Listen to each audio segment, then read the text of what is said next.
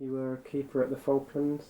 Yes, for about 3 years, starting 1979, and it was terminated by the conflict in '82. Okay, what did you do down in the Falklands before that? I was with the Falkland Islands police for a while, and also with the Falkland Island Company, which was the only big commercial concern down there. So, and before that I was with British Antarctic Survey for some time. Right, the lighthouse itself, what can you remember about it, description-wise? 65 feet of gleaming stairway, which we cleaned every day. It was very windswept with gaps in the structure held through the corridors. The living quarters were quite modern. They were a normal bedroom with lockers, sideboards, beds. They were quite comfortable, really. So did you have your own separate quarters? Yes. Each one on watch had his own bedroom, and there was one bedroom for relief keeper, and that was rotated, of course.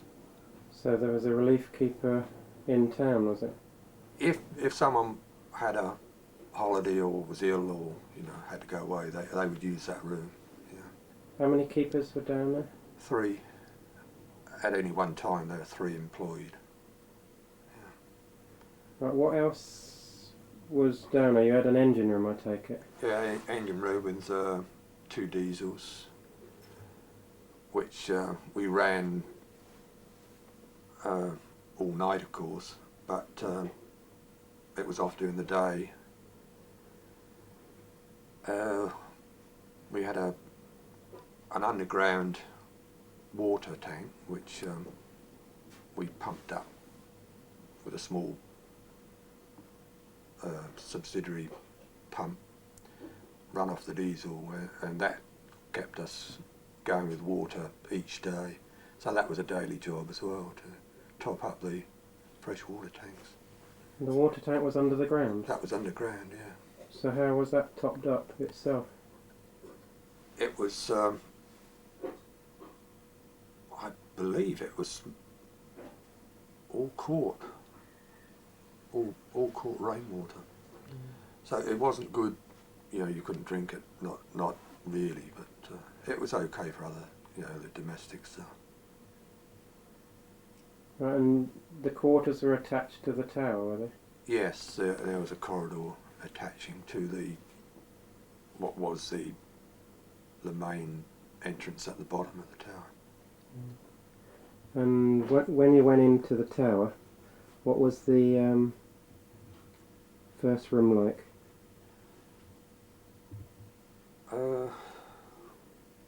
Well, it was just the entrance to the stairs, really. I can't remember much else there. I don't know. Have you been told? I've been there, but yeah, I can't recall much else there actually. it's empty now. Yeah, is it? So those stairs, was it brass rails all the way up, or just the top piece? It had rails all the way up. I seem to remember we were doing brass top to bottom, so I think there was brass all the way. Certainly the top section had a double brass rail. And the light at the top, that was driven by what? That was a clockwork mechanism, which had to be wound up every half an hour, I think, wasn't it? Pretty regular trek up and down the stairs, anyway. Yeah. So your watches were done from the the cruise quarters, as it were. Well, we had a galley, and we kept the cruise quarters shut off at night because of the noise of the diesels. So it was quite a bad thing if you opened the diesel room door at night. You get a boom boom boom as you open the door. So we mainly stayed in the galley, or there was another little room close to the diesel room which was a tiny lounge, I suppose you could call it. And somebody was telling me they had like a mirror set up so you could watch the light. Yes, yeah, that. I suppose it worked, but your best bet was to have a physical look at the light to see if it was moving. Yeah. And the light at the top was, how was that powered? The light itself? That was a pressurised oil, which burnt a flaming was it asbestos globe, is it? Well, like a mantle. A mantle, yeah. A mantle, which is an absolute disaster if it turned black. Yeah. So that's why it was so important to keep everything moving. Yeah. So what was, when you were on duty at night, what were your main jobs then, up and down the tower? Just keeping the light moving, yeah, keeping it running. Yeah. There were no observations as such. So what sort of problems could you have with the light during the night with an oil lamp? Well, the worst thing is what we used to call a black, where the mantle would have to be replaced. The thing would just catch fire. So that was pretty disastrous, because you were in the dark and trying to fit a new mantle. Yeah. And of course you had to get the thing burning properly again. I take it there must have been like some sort of emergency light if that happened, was there? Or wasn't there? No, there's no emergency light. So if it went out, that was it, you were... Yes. And somebody in Stanley could... Well, they could see if the light had stopped, so they would assume then that the lighthouse keeper was asleep. So it was important to at least keep it moving, but the only thing I found that was a pain is if it actually went out, because the only light we had then was a rechargeable torch, which never worked. So, you know, you were working in the dark, really. So you had to know what you were doing if you're doing all that in the dark. Well, I tried it, you know, deliberately not looking, and I found after a bit I could cope with it pretty black, yes. Yeah. For lighting up at night, can you remember what the routine is to light up a paraffin lamp?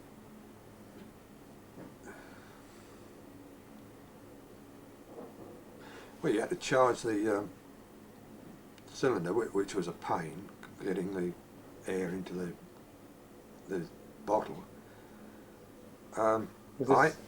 Is this in the service room, the air? Yeah, you had to get your pressure up in there, otherwise you would have nothing up top, of course.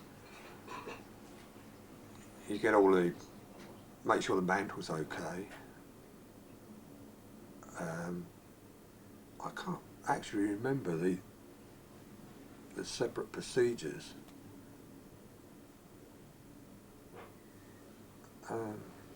You pump the air up to the... That you've got your bottle of compressed air and a combination of the air and going through with the paraffin, you get the mixture, a mantle. I seem to remember then there's a trick of actually turning everything on and getting it ignited was pretty crucial.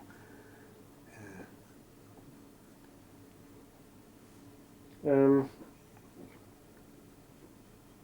you have sort of gardens down there at all, down there? Yeah, there was one alongside the lighthouse, one along the coast a bit, and one a fair trek away, which is one that I had. But the sand moving constantly, it was quite a battle to keep them going. Well, when I was down there, I couldn't see any trace of any gardens at all. No, they needed constant attention to keep the sand out. Yeah. And what could you grow down there? Vegetables. Just anything? Yeah. They grew quite well, actually. Even with the wind? Yeah, didn't seem to make any difference. Did you have any trouble with visitors with your gardens being so far from the lighthouse? No. They were never touched. No. There were wild cats and hares there, which would get in, I suppose. The hares especially, they would get in. And they were planked off, mostly, with bits of debris that had been washed up, probably. But no, I never heard of any problem in that respect. Yeah, people over there aren't like over in Britain, are they? No, it's a totally different way of life. I don't know what it's like now, but when I was there, there was no such thing as locked doors or anything like that. So what was the general way of life out there? Very relaxed. With the turnaround of a couple of weeks on and then your time off at the light, a lot of my time off was spent about 30 miles away fishing at a fishing hut on the River Marlow.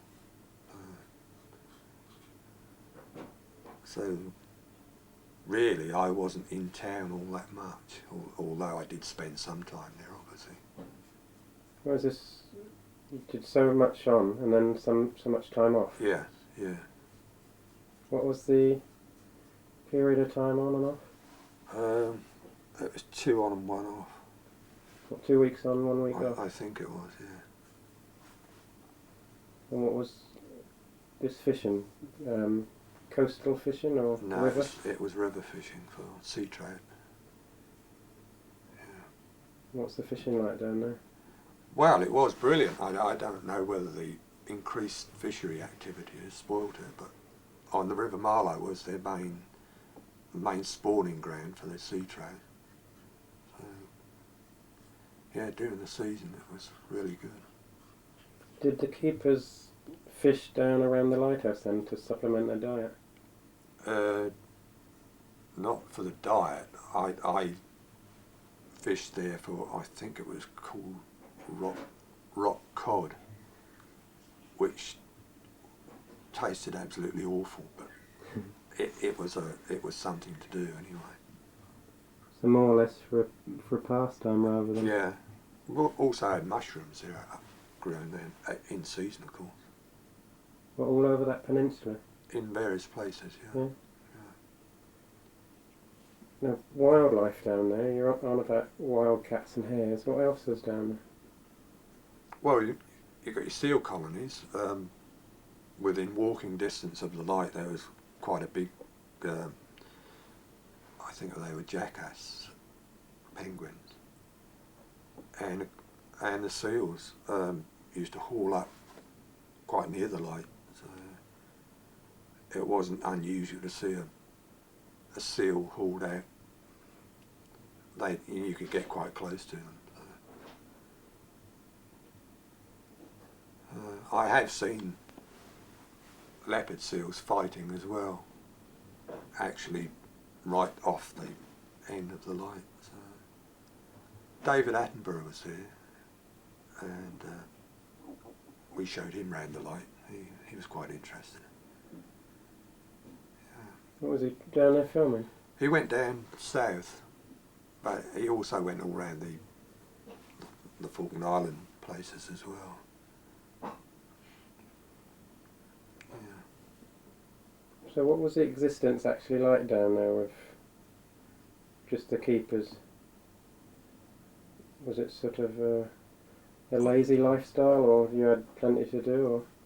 Well, we had plenty to do in a sense of keeping the light going and keeping the place clean. We had a fairly rigid cleaning routine, and it was noticed if you hadn't done it. The brass cleaning was a bit of a nightmare if it was blowing hard up the top. But yeah, it was a relaxed, quite isolated experience, I suppose. But then all lighthouses are, aren't they? What were the keepers you were on down there with? Can you remember their names?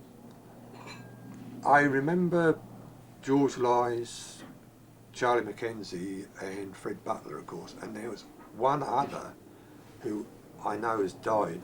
I can't recall his name, I'm afraid. He was the head keeper as well. So I'm trying to think of that as well. he retired. Biggs? Biggs, yeah. His name was Biggs, so I can't recall his other name. No. Yeah. But he's died, I believe, yeah. So who was your PK when you were down there? Was that George Lyes? George Lyes was. I became second, and then George was going to retire, and I was going to be the top man, and the war got in the way, of course, and then it all fell through. But, yeah. So what was it like during that so-called conflict that everybody over here tries not to call a war? Pretty horrific would be the best way to describe that. A way of life ended in a matter of hours. It will never come back, I don't think. And I think they will want it still. Well, they still do. Some of my friends were killed, actually, of the civilians, yeah, by British shells. So they were shelling the far end of town, some points there, and I believe they call it an under. One shell fell short and blew a house to pieces. And that was an old friend of mine who put me up often. She was 82, yeah. So that wasn't very good. Another one was killed in the hospital fire. They don't know how it started, but she was a nurse, she died.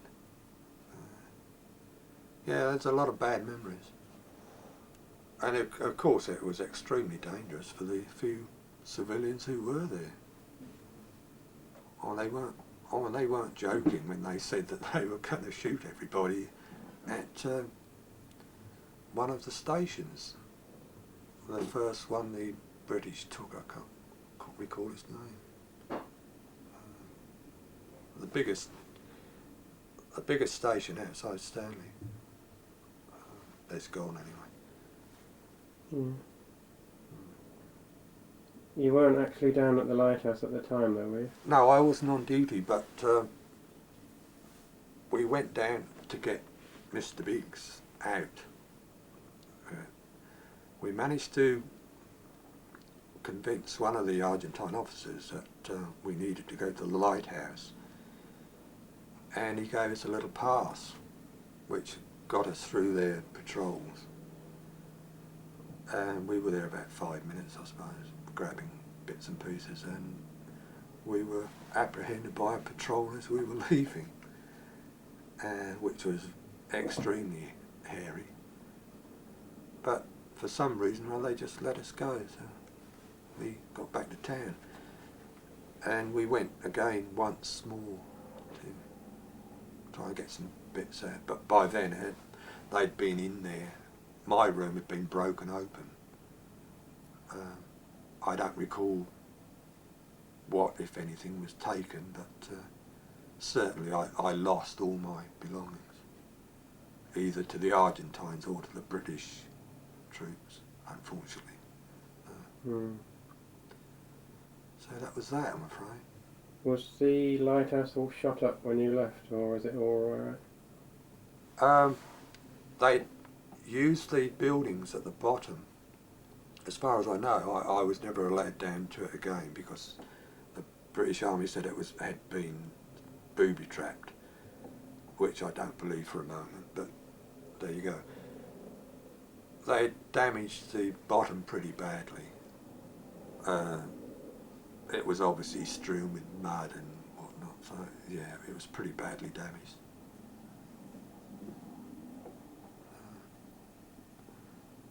That was the last I heard of it, actually, that the British had declared it an unsafe area.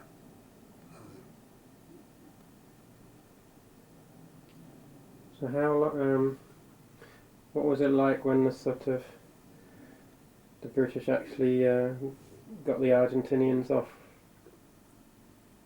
Well, were you down there then? Yes, I left a few months after the surrender. Well, the whole place was a mess. The government buildings were completely messed up with mud and whatnot, where they just walked in and out and not. Yeah, the whole town was a mess. Yeah, I went down a few months ago, and apart from the odd minefield here and there on the outskirts that is still sealed off, you wouldn't have known there was a war. No, probably not. But out and about in what you call the campus, or what I call the countryside, there's still bits strewn everywhere they've just left. Yeah. Sort of probably as reminders. You got army boots and things just strewn about.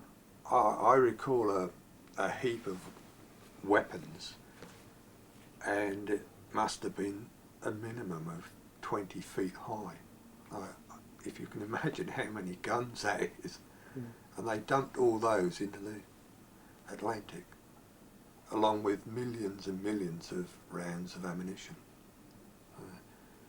There's an area, a green area, to the rear of what was the FIC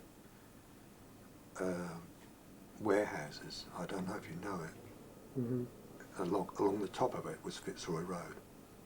That entire area had been dug and filled with ammunition. The whole area was one vast ammunition dump. And as I say, it took them a long while to clear it and dump it all. So the general consensus down there was that all the war did was change a way of life that they treasured, was it? They destroyed a way of life, yeah. It's one of my main reasons for leaving. Because I recall something I said some time before, it might have been as long as a year before. I said, when someone with a gun steps onto these islands, I'm stepping off, and that is exactly what I did. So, yeah. Do you ever regret that though? I don't regret coming back now, no, because I know the way of life's gone. It won't be the same. Yeah, I was only down there a fortnight, so I can't comment on that, but to me it seemed lovely down there. Totally different from here. Oh, well, it will be. But you see, when I was there, if I was out walking and I dropped off at one of the farms, if there was no one there, I could just walk in, make myself a cup of tea and have a bun, which would be on the table, and just leave. And they expected you to do that. You won't be able to do that there. See, that's the bit that's gone. Yeah. That trust is gone, you see. Yeah. Yeah. It's a shame, but there you go. And I suppose you had that sort of trust as keepers anyway down there, didn't you? Yeah. Well, the lighthouse was never locked if we were off in the garden during the day. It was never locked. And anyway, if anyone came up there, they would look you up to find you, to say hello and whatever, have a cup of tea. The only place I've come across similar to that was on the Scilly Isles, where doors were never locked. No. If you wanted to leave something, you knew you could go back and it would be there. Didn't matter how long it was. I was on a motorbike once out about 10 miles from Stanley, and the thing broke down, and I just left it and walked back to town to get some repairs. I had a lift back out to it, and spent a couple of hours trying to find it because I couldn't remember where I'd left the thing, but it was still there, exactly where I'd left it. It's things like that you don't have anywhere else, I don't believe.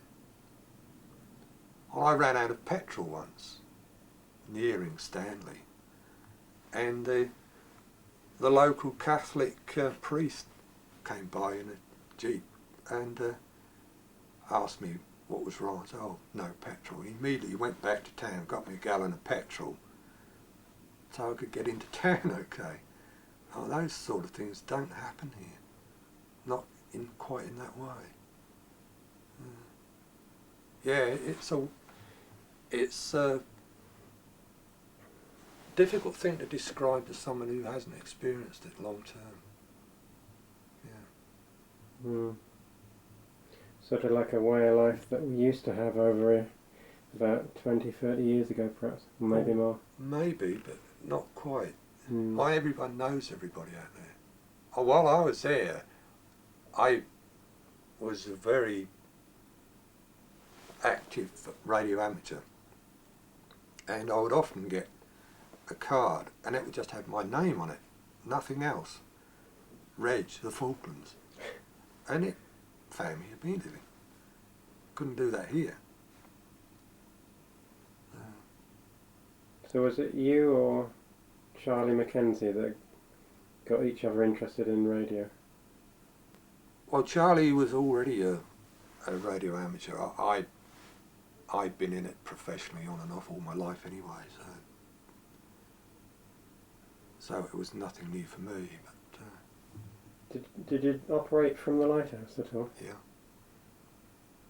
And how did you rig up an aerial down there? I hitched it up to the top rail and run it off there across to an old building chimney. It worked very well. So how far could you get on that? Well, anywhere in the world. Yeah? Yeah. The direct opposite point in the world from the Falklands is a place called Irkutsk in Russia, and I spoke to a chap there pretty regular, which is 12,000 miles. So, Right. yeah. I had a friend in New Zealand as well, who was a regular on my radio. Yeah. So that's fishing and amateur radio. What else did the keepers get up to down there? Well, the keepers, I can't speak for Charlie, he was a keen fisherman as well. We unfortunately had some birds there which were an absolute pest. I had a type of aerial up which consisted of long bamboo type canes, and these things insisted on sitting on these, and they actually bent them with their weight. They were a big buzzard type bird, a bare neck thing. So I have to admit that occasionally we used to shoot them. was illegal as well to have a gun at the lighthouse, but I did in fact have one there, so, which was still there as far as I know when I left. Charlie hid it in the roof because he didn't realise that I was going to go back, and he put it up in the roof, and I suppose it got buried in the sand, it got blown in. We had lots of sand blowing in the quarters then? Yeah, it was a constant problem, as I say, especially in the corridor part. The actual rooms, bedrooms and that were not so bad. But yeah, it was a seal around the lighthouse to the corridor, which was non-existent, and the wind just howled through there. Yeah. And yeah, it drew a lot of wind, sand in. I understand that although Trinity House were in charge of the lighthouse down there, they never gave you uniforms or anything like that, did No. they? Nothing. So no badge? No. So I suppose being down there, Trinity House must have been like a distant... Well, they were just a name, really. We were really employed by the Falkland Islands government.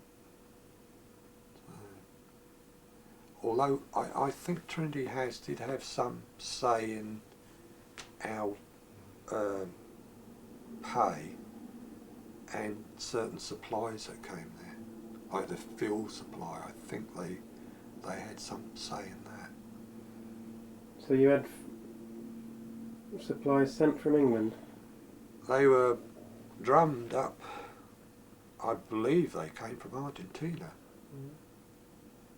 Well, that's fuel for the engines? Yeah. And we had to pump every single drum into a tank.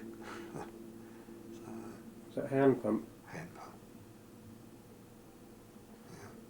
Mm. Very boring and quite good for your mouths. Yeah. Yes, you're on about sand being blown in, so what were storms like down on that peninsula? Oh, the sea, what do they call it, thrift, the flecks that get blown. Oh yeah. There's nothing for that to be blown right across the peninsula. Yeah, you would get spray. I don't know how far it was across there, several hundred yards anyway. It would get blown right across. Yeah. Not a good place to be if it was a storm outside anyway. And did you get the sand driving in then during that? I think it blew in all the time. Yeah. Yeah. You would always see sand on the floor. Yeah. And what was it like? Because the tower's made of cast iron, isn't it? Yeah. So was there a sort of noise associated with the gales down there? Yeah, it used to hum. Yeah. Yeah. It was different in each level. The higher it went, of course, the noisier it got. Yeah. So a bit like inside a bell, maybe. Yeah, it was very, very loud. If it was blowing really hard, you were aware of what was going on outside. Now the cold down in the Falklands, somebody was telling me that because the building's cast iron, that you could get your hand stuck on it. Is that right? Wow.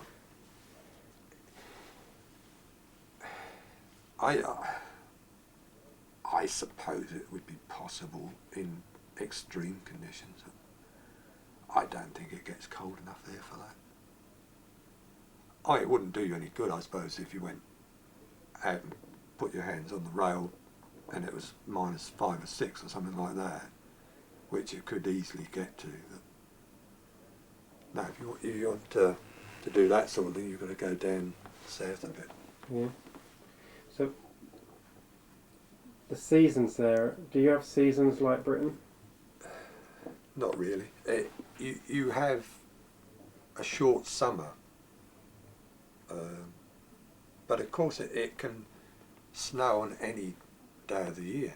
So, but you still get your summer. The top whack temperature in the summer might get to 60 if in a sheltered spot. But then the average temperature was 45 degrees. So really, it's a fairly mild climate. You don't get the harsh temperatures down there that you get here. I noticed the light seems to be more intense down there. Well, it's a much clearer atmosphere, isn't it? You get wonderful sights of the stars. Yeah, that's the thing I noticed the most. Yeah, you'll see the Milky Way there, Yeah. as it should be seen.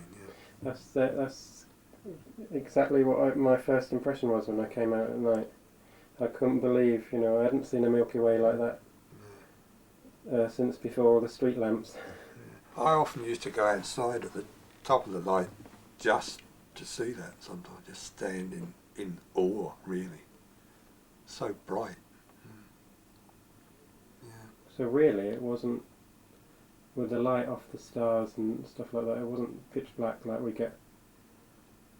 No, I don't think you get the same black as you get here, because you've got so much other things to interfere with it. You've got pollution here as well, which they haven't got down there. No, I've been out walking at night down there, and you can make out the skyline. But I suppose most nights you could walk at night. Yeah. I wouldn't say you could read a book by moonlight, but but it is, as you say, it is much brighter down there. Everybody, or the press I should say, in this country have got this magical notion about a lighthouse keeper being the loneliest job in the world. I've never really come across that, to be honest, but down on that peninsula in the Falklands you could understand why they would think that. But did you ever feel that?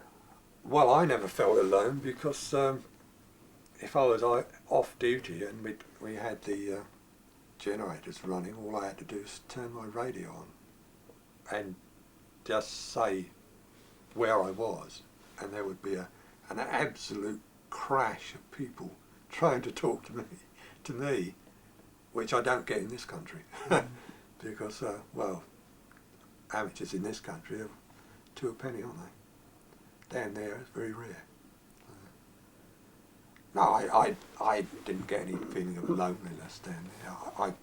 I quite liked it, actually. My fortnight down there I quite enjoyed on that peninsula as well. Tremendous amount of things to do there if you're interested in wildlife. No, I was never bored or anything like that. You'd always get a visitor anyway, at least twice a week, so you're not entirely isolated. We had a visitor's book there. I don't know if was that Selvage. I don't know. I never got told that. No. And there was also a report book, which would have been quite important because that would have had all the history in. Yeah. No, I never saw it. Perhaps it was destroyed. But the lighthouse, the photographs I got shown were horrible. And the keepers that were down there, Charlie and George and Fred, they were taken down the lighthouse while it was in the destroyed state. And then when I was down there, the place had been done up and looking like a new pin, and they took them down again. But even in the new pin state, they said it's never going to be like it was. No, all I have is an impression of gleaming brass everywhere, and that huge dish of liquid What, Mercury? Mercury, which you could spin just like that, and the whole thing would turn. Well, the lens is now at the bottom of the tower, wrapped round the weight tube, Is it? and about just 1/3 of it left. The bit you could spin round at the top is just rusting. So I don't know if they can do that back up. Well, what happened to all the mercury? Because that would That was taken. been extremely dangerous. Somebody stole that. Good God. And all the windows, all the glazing at the top was shot up. Yeah. Um, That's a talking box.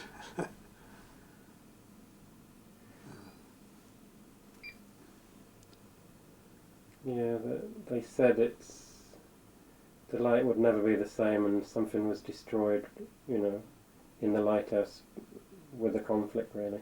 But they didn't blame all the damage on the arches. They said it was. Well, one implication was it was our lot as well, and I think it was. Yeah. Yeah. I don't think the Argentines were responsible for all the damage that went on, and they certainly weren't responsible for all the looting, unfortunately. So I think it's something that's never been admitted by the British Army. Yeah. As well. That's it, you get good and bad on both So sides. I think there's a bit of bitterness there in that respect as well.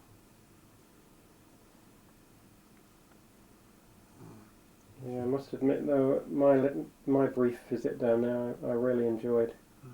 To actually sit down and wildlife come to you. There's a penguin colony near the light, some distance inland, and I used to deliberately sit right in the path of where they walked, and they used to walk up to me and around, back on the path and on again. So you could just sit there and there'd be dozens of penguins walking right past you all the time and completely ignoring you. Mm. Yeah. Did you get to any of the big rookeries? There was one right on a point that some farmer was in dispute with the government over, because the government had built roads everywhere else but not to his rookery, so he'd closed it.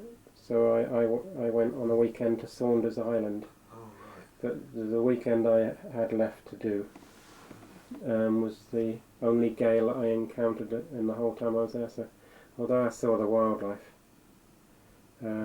my video footage is a bit shaky, trying to keep the camera still.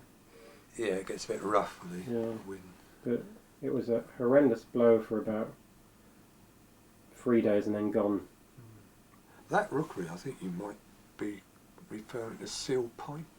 Yeah, up that way, yeah.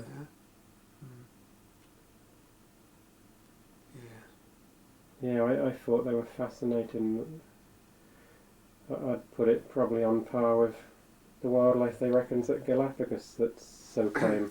You weren't offered any penguin eggs to eat, were you? No. That's definitely an acquired taste. Oh. Yeah. It's like a huge eye looking at you. Yeah. Well, did the keepers do that down there? Or? They did, but I never ate them. They're very fishy. Yeah, I guess they would be. Well, they were huge, horrible. They used to farm the jackass rookeries. And they'd keep taking the eggs and they would lay again, you see. Is that the keepers or the people? No, the people, yeah. And the same with the flightless duck loggers. I don't know if you saw any. They got rather badly beaten up during the war. I don't know if they've recovered. Mm. But you could actually take their eggs and they would lay again, and But again, fishy taste. Yeah, the keepers in Britain, they used to do that on the odd island or two with the seagull eggs, and they wouldn't fry them because of the taste, but they'd make cakes with them and stuff like that. Yeah, they do there. Yeah. The hares were good to eat. Yeah, if you could ever catch one of them. I had a trail bike, and that was another pastime on the peninsula, chasing hares. They always won, of course. The roads, that's the wrong word to use, isn't it? The roads. Well, there were none over there. The tracks down to the lighthouse are horrendous, really, aren't they? Yeah, Well, I was all right on the motorbike, but even then you had to really watch where you were going, as you could end up sort of up to your axles in mud. I take it all it would take is one big change the outlook of the peninsula somewhat, could it? The dunes used to change shape, yeah. Because it's not very wide anywhere along it, is it? No. There was a rumour, well it wasn't, it was more than a rumour, that they were going to sell the peninsula. And there was actually a good chance that I could have bought it. Yeah. Yeah. I had visions then of turning it into one vast conservation area. Came to nothing, of course. But I did actually lease a piece of land there in town, and I was going to put a house on it. And it was where the Argentines had some of their big guns. Yeah. Apparently, I didn't realise that at the time, but they did. Yeah. Charlie fenced it off for me. I did chat to a few people down there, and they were saying that after the war, the sort of bureaucracy has sort of crept in, and now they're putting they got almost these sort of bureaucracy from the housing committee or whatever, and whereas before you could drive through everywhere, now they're putting closes in, so you go in and it's like a cul-de-sac and you can't drive through, and Yeah. they're putting planning laws in force in the Falklands, which are great over here in Britain, but of no meaning whatsoever to the Doesn't work locals. over there. Yeah. Yeah. That's another piece that I Yeah. was talking about where it's changed. You know. Yeah, The freedom's gone. yeah, that's what they were saying. Yeah, You could go literally anywhere and be welcome. You can't do that now. Some of the farmers don't want you on their land, which is, for out there, is totally wrong.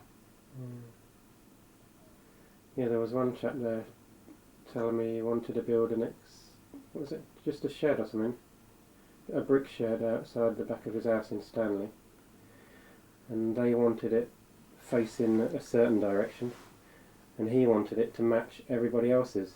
Yeah. But they said no, it has to be this particular way because that's how it's done from whatever college they came from in England.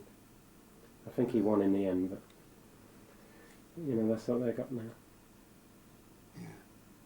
But the bureaucrats are taking over the world, I'm afraid. Well, as I say, I'm out of it now. I can't work anyway, but yeah, I'm glad I'm not part of it. Would you go back? I'd like to visit it, yeah. Not the lighthouse, but I'd like to. I don't think I want to see the lighthouse, actually.